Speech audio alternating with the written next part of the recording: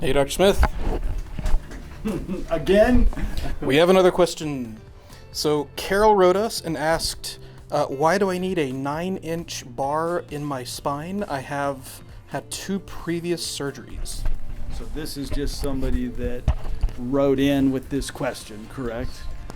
Well, it sounds like somebody has told this patient that she needs a fusion. And I think we've done some videos somewhat about that in the past. In the lower back, when they do, sometimes they'll do what's known as a laminectomy and a discectomy, meaning they take away some of the bone, some of the disc in order to give the nerves more space.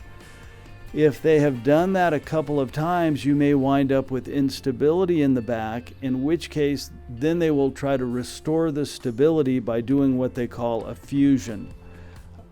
A fusion is where 2 bones are connected together and they put bone in between those bones to create one big bone or to fuse those bones together.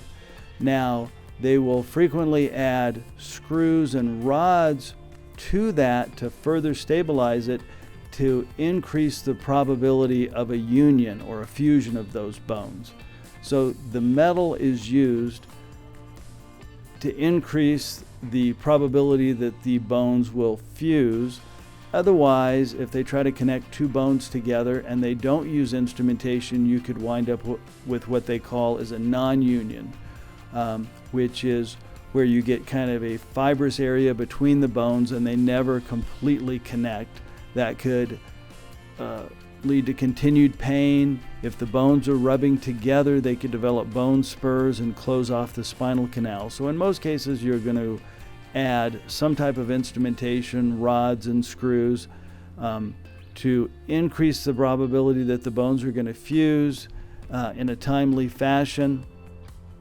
Though with minimally invasive surgery, we usually like to avoid any type of fusions as much as possible, or use motion sparing type procedures such as artificial discs that will restore motion as opposed to eliminate motion. But certainly there are cases, especially in cases like this where somebody has had a couple of procedures in the past where they may need to have that area fused.